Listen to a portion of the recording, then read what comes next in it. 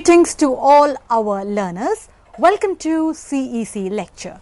The topic of lecture that we will be discussing is dynamics of diplomacy.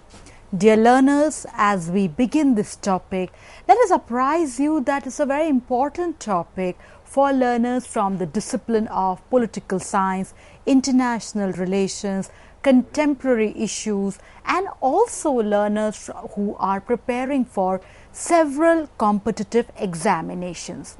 We will try to understand diplomacy, first of all, as how valuable, how significant it is in the realm of international relations.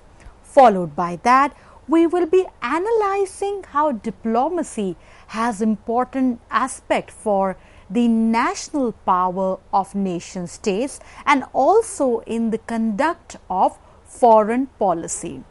Like any concept, every concept in the domain of public policy is witnessing changes. From that perspective, we will also be underlining important innovations in diplomacy because of changes in the nature of post-Cold War international relations.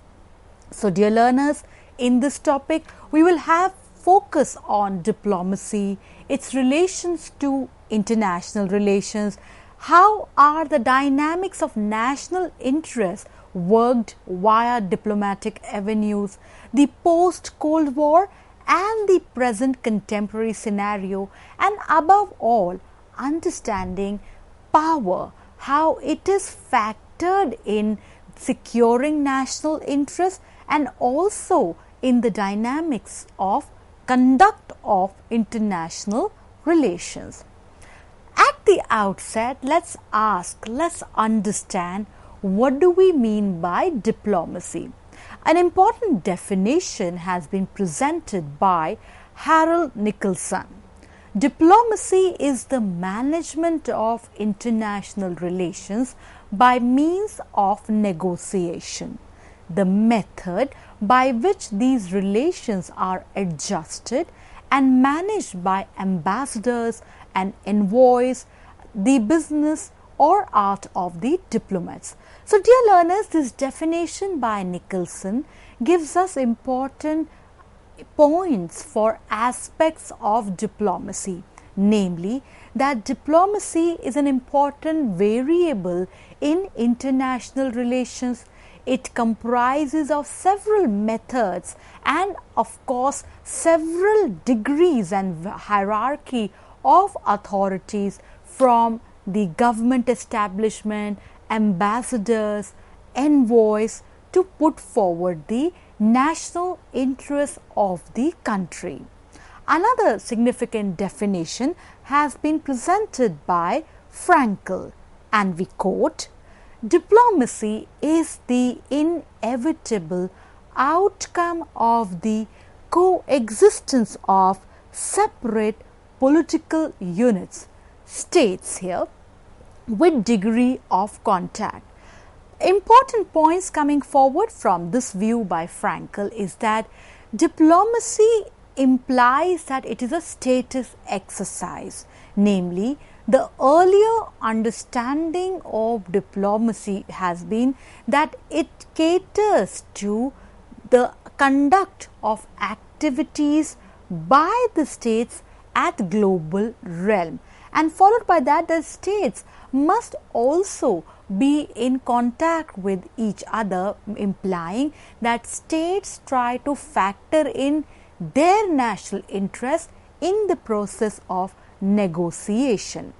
An important definition of diplomacy has also been presented by K. M. Panikkar, and we quote, "Diplomacy is the art of forwarding one's interests in relation to other countries." So, this definition presents some clear-cut dynamics of diplomacy, that the focus is here to secure the interest of the state. Another important definition has been presented by Paddleford and Lincoln, and we quote their works.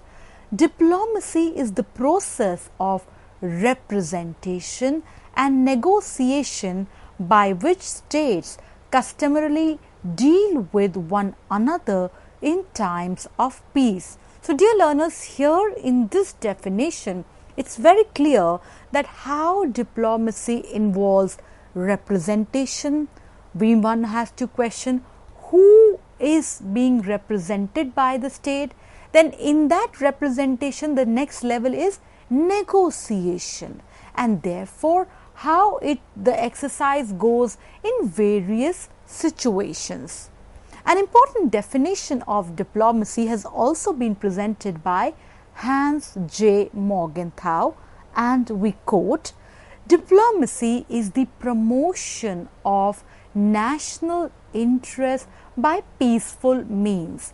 Once again, an important aspect presented by Morgenthau in this definition is that the very ambit of diplomacy surrounds around the idea of national interest, and how this national interest has to be factored in by Morgenthau's analysis. It is through peaceful means. So, as we have gone through these definitions presented by Nicholson, K. M. Panikkar, Hans Morgenthau, we come to some understanding as to what are the features, various aspects that are there in the realm of diplomacy. Diplomacy, first of all, it is a means, a very important instrument in international relations. Diplomacy's ambit is very varied and significant because diplomacy consists of techniques and procedures for conducting relations amongst nations. So, what we can see here is that diplomacy has a very useful purpose to be served in global relations, that is, it is a machinery for action. Now, when we look at diplomacy, another important perspective that we have to cater to is that there are various forums, from bilateral to multilateral. Bilateral primarily involving two nations, multilateral anything that spreads beyond two nations. So, in both the realms, the nation state has an important task to cater to with respect to the issues of governance. And most important, we have seen in history is testimony to the fact that when diplomacy breaks, there are dangers. Namely, there is danger of emergence of crisis, and in order to solve that crisis also, nations have to go through the same processes of negotiation, representation amongst others. Now, when we have understood the aspects of diplomacy, we will now go to the next level in our learning, that is, then what functions are tendered by diplomacy. Dear learners, diplomacy has an important role in terms of representation of nation states' national interests. Diplomacy has an important role in terms of representation of member states for their interest in the power game. Diplomacy has an important role in terms of providing information, in terms of what are the advantages, what are things at stake or not at stake in the process of diplomacy. Diplomacy is a useful yardstick for coordination of policy. Then diplomacy has a very important administrative role also, namely because all the words, if we go by the traditional diplomacy parlance, they are codified, and these codified documents, they serve an important yardstick in terms of understanding the nation's stand in the realm of global relations. And then one also has to see that diplomacy is very essential for promoting friendly relations. So, countries, they are there together in promoting friendly relations via diplomacy. Now, this brings us to the next aspect, that what are the means of diplomacy. Primarily, a layman understanding is that whenever we think about diplomacy, the art of negotiation, representation, securing national interest through various means, as various definitions and perspectives on diplomacy have shown us. So it has three major means: persuasion, wherein a nation tries to persuade the other actors involved in the exercise; compromise, wherein a certain bargaining tactic is worked on and two nations or more, they agree to go for a settlement; and lastly, it could be threat or use of force. However, dear learners, we will now have a look at some of the main devices of diplomacy. That is, there are primarily 6 main devices of diplomacy, and they are persuasion, rewards, promise of rewards and concessions, threat of use of force, non-violent punishment, or use of pressure. Now you can see that how when a nation that goes forward in the realm of diplomacy has all these devices at work, from persuasion to rewards to threats of force, and what and how a nation goes for diplomacy via various devices and means is at times decided by things like the contextual forces at hand, things like the ideological perspective of the government and other nation states involved. With this, let's understand that how today diplomacy is of varied types. The first aspect of diplomacy, dear learners, is track 1 diplomacy. Now, when we hear that in the news parlance that there are official discussion, official meetings, high level political military leaders meeting, issues could be ceasefires, peace talks, treaties, agreement. This signifies what is called as track 1 diplomacy. The next could be, when we go a little further from track 1 diplomacy, is the track 2 diplomacy. Now in track 2 diplomacy, it is essential to see that this level of diplomacy goes beyond just the government perspective. This level of diplomacy goes beyond the ambit of governmental interface, namely that how it involves more actors. Now, when we look at the realm of diplomacy, it is very essential to identify an important distinction here. That is the distinction between old and new diplomacy. Dear learners, when we try to see that how this diplomacy has changed, in the traditional form, that is of old diplomacy, what once witnessed was that it was primarily focused on the formalistic aspects. There was a lot of focus on secretive perspective.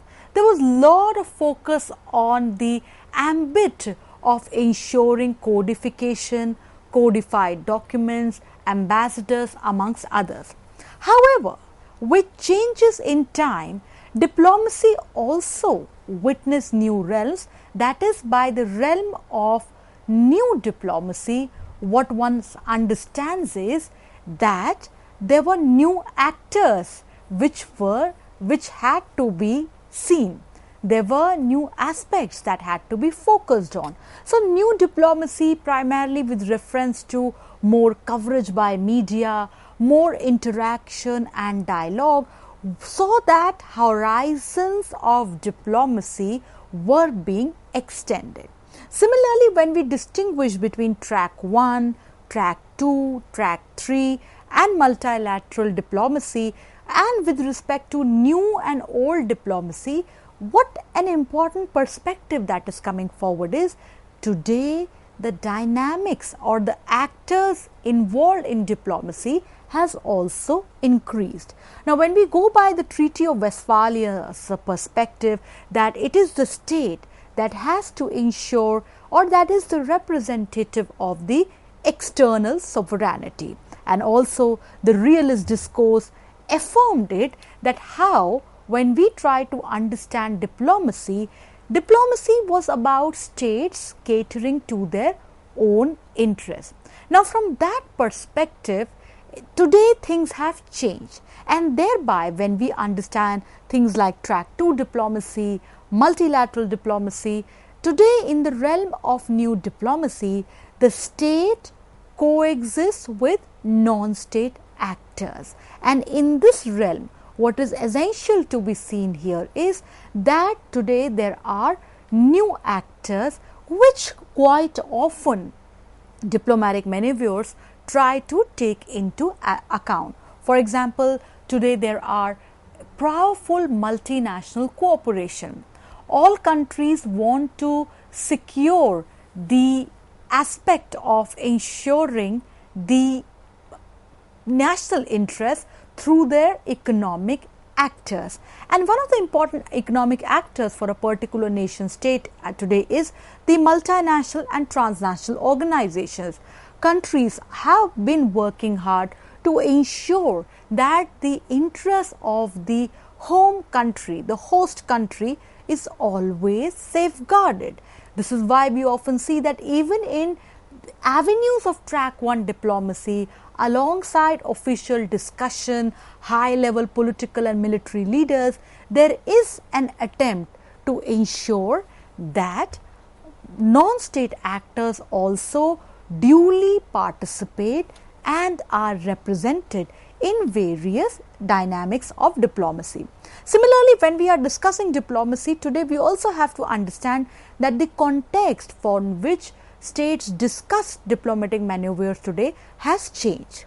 Earlier, the focus of diplomacy was towards hard power. Hard power being signified by military establishments, the need to have strong borders, the need to have a strong fleet of the military apparatus, namely the army, the navy, the air force. Today, when we look around the world, there has been a change. Power has, the realm of hard power is complemented and supplemented by the notion of soft power. Soft power, an important idea given by Joseph Nye in his work on understanding neoliberalism, putting forward the neoliberal perspective. Soft power connotes the power that is more about co-option. Soft power that is about the appeal value, namely, and what could soft power involve when we look around? It could be human resources, education, power of attraction of culture, values, norms, amongst others. So what one finds here is then in this realm, countries cannot be diplomatically self-sustaining, or perhaps what we can say here is consistent in terms of securing their national interests if they reduce the ambit of diplomacy only to hard power. Today, countries, when we look at the deliberations of G7, or perhaps when we try to understand the changing agenda of G20, how countries, for example, in 2020, countries are talking about looking at artificial intelligence as an important aspect for countries to focus on, pointing towards technology, data as new currency of power. So in this realm, the diplomatic maneuvers also have to be magnified. There must be extension of the realms of diplomacy to cater to the new challenges that have emerged from the changing context. Now, similarly, when we look at the changing dynamics of the context of diplomacy, one also must take into account that foreign affairs apparatus for any country has to give lot of primacy to the issue of national interest. So, dear learners, when we are trying to deliberate on diplomacy, one should not miss out this perspective that it even in older times as well as in the contemporary times, the issue of ensuring due secrecy with respect to the country's stand on various issues and challenges time and again has to be duly been factored in the various work realms. So, diplomacy, which is a useful means of action in international relations. Diplomacy, which is a useful instrument to cater to national interest of a country, has been witnessing changes also. Diplomacy time and again has worked out new ambit, and this diplomacy time and again has to be situated with reference to changing context. When we try to understand diplomacy, especially from the perspective of international relations, the most important book or yardstick presented to us to understand the dynamics of statecraft with respect to management of the enemy and the friend, with respect to understanding the policies towards neighborhood and friends of enemy in the neighborhood, has been presented to us by Kautilya. And dear learners, as a further reference reading, you must understand the work of Kautilya, Arthashastra, a very important work, and it is there in the Penguin books in the year 2014. So, as we understand the dynamics of diplomacy, how Kautilya also, as one of the most important political and economic theorists, presented to us the dynamics of statecraft. And what was pointed out by Kautilya long back, way before any realist document was presented, it is still relevant and of huge significance in the contemporary times also. So, what is essential here is that while we understand diplomacy, one also has to focus on the voices from the erstwhile classical literature and situate their timeless message with respect to the present contemporary challenges. So, dear learners, as we understand diplomacy, it is essential to be seen that diplomacy is very essential in international relations. Diplomacy has an important bearing with the domestic apparatus also of a country, because national interest is supreme both at domestic as well as at international relations. Earlier, it was the states which was the most important actor in the global realms. However, in times of globalization and debates on the nature of globalization, and also understanding that what lies ahead for the world in the post-globalization era, diplomacy is becoming multifaceted. In this realm of multidimensionality of diplomacy, new actors from civil society, from non-governmental organizations to multinational corporations are important factors that are there, and a lot of democratic nation states definitely take this into account. The agenda of diplomacy also has expanded and increased with time. Alongside the military perspective, one also now has to focus on issues of economic security, health security, ecological aspects, environment sustainability, circular economy, artificial intelligence, role of technology, and how to take things forward at a time when the world is witnessing new ambits of fourth industrial revolution, at a time when the narrative of the world and global governance is being challenged for the need for better reforms, for the need to make international organizations more representative, and above all, disruption is presenting a lot of challenges and opportunities for nation states at various levels. So, in order to translate the threats and risks towards more challenges and benefits, nations have to look at various degrees of diplomacy. Nations have to work out a right balance of track 1, track 2 and multilateral diplomacy, and nations have to also ensure the right balance of hard power and soft power to have a much more meaningful, holistic, comprehensive expression of the idea of national interest.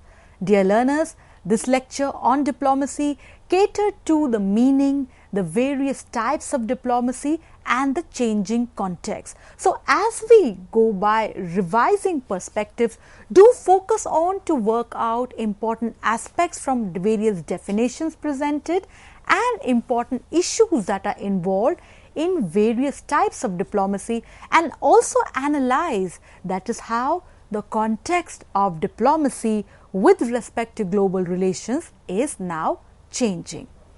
Thank you very much for being with us for this lecture. We hope the lecture presented some important, significant insights on the dynamics of diplomacy. Thank you.